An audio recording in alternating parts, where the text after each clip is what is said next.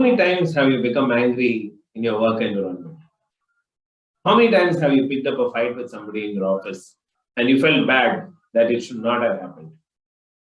I know all of us would have said the answer is. My name is Nandakumar, I am a wellness mentor, and we are going to talk about anger in workplace today.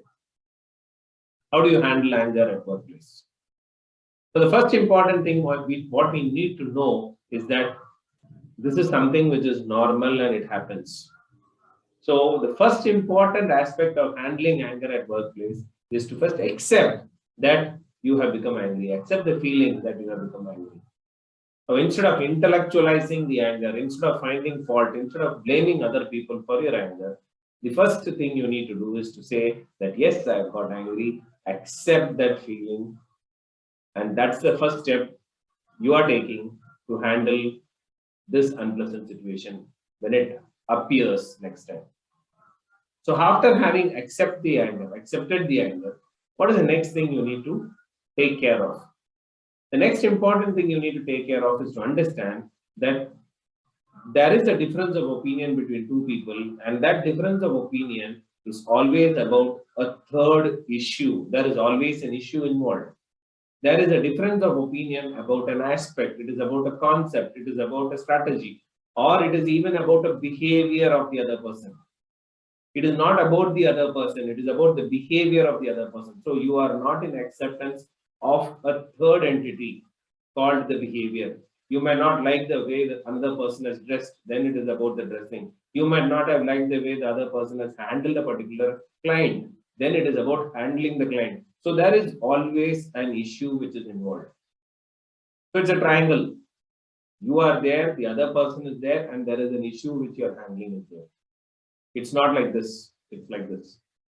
So if you are careful and conscious that you are having a difference of opinion with the other person, let it be a manager, let it be a colleague, on a particular issue, and that it is not personal, then you will be in a better position to handle the matter.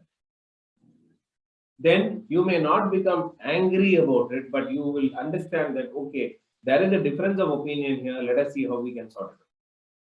So the second important aspect is being issue-based. So can I look at everything which happens around me as issue-based triggers? Instead of taking and putting the blame on the other person because they have behaved this way and personalizing it. So that is the biggest mistake we make. We personalize it. And so we forget the issue. And so once you have had a difference of opinion with another person, and then even if the other person comes back the next day for a totally different issue, we still keep our face grumpy. Because yesterday, you and me had a fight. The third important aspect to understand that in an organization, we all play different roles. You are a sales executive, you are a front desk executive, you are a manager, you are a marketing manager, you are a sales manager, you are a finance manager, you are a CFO, you are a CEO. We play different roles. And in the roles you play is where the conflict happens. So if the CEO of a company is scolding at you, who is a sales manager, now there is no need for you to take that scolding personally. In his role of a CEO, he has found some fault in your role as a marketing manager, and he's pointing that out. Maybe his way of pointing it out is in such a manner that it made you angry. But the point here is, if you understand that who is getting angry here? Am I getting angry, or is it my role which is being shouted at? Why am I getting angry for the role which I'm being shouted at? That's a better way of asking that question. Who is getting shouted at? So every time the role what we play are different ego states, what we have. And so when somebody is actually blaming you, finding fault with you, you should not take it personally, but you must understand that in this role what I am playing, is this right or wrong?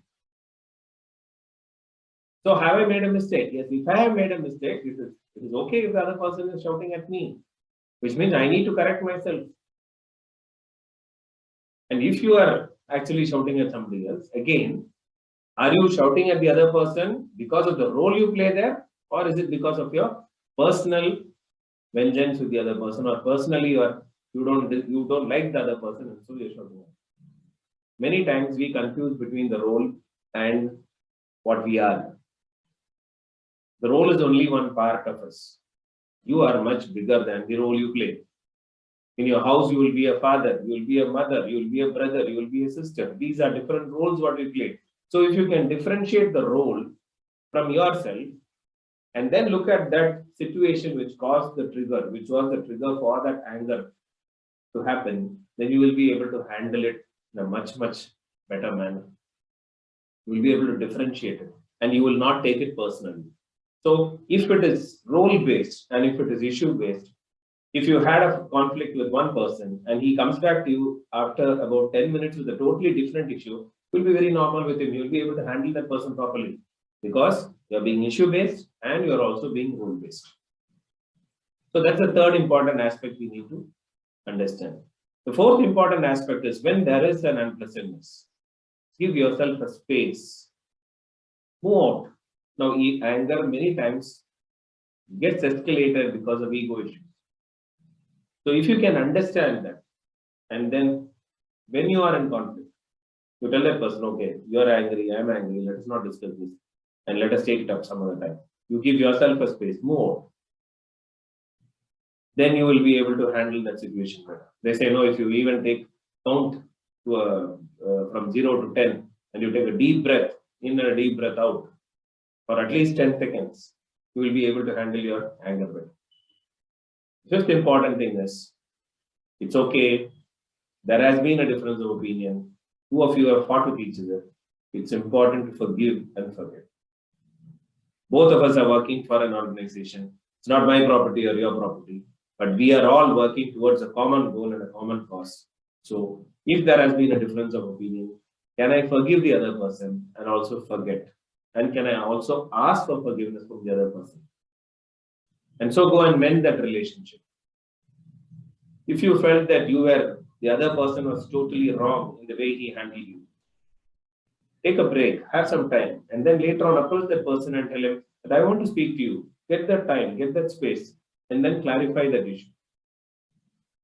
So if you're able to remember and do this in your work life, you will understand that you will be able to handle much of your anger, and in fact, you will not be angry most of the time. And even if you get angry, you will be able to come out of it quickly, and you will have a very healthy and happy working environment. So the first important thing to summarize, accept the feeling. The second important thing, remember that there is always an issue on which you are having a difference of opinion. It is not person to person, it is about the issue. The third important thing is, again, it is not person to person, but it is about the role what you play. It is a role which is getting scolded at, and it is not you. That's the third important thing to remember. The fourth important thing is to give space. Give space for both. And the fifth and final is forgive and ask for forgiveness. It's okay to say sorry, and it is okay to reinforce that relationship further by going and discussing that matter at a different point in time when both of you are cool and you can talk about it and solve the issues in a more amicable manner. So thank you so much for watching, and if you resonate with this video, please do share, like, and send it to as many people as possible who are having this challenge of being angry at workplace. Once again, this is Nandakumar, your wellness mentor signing off.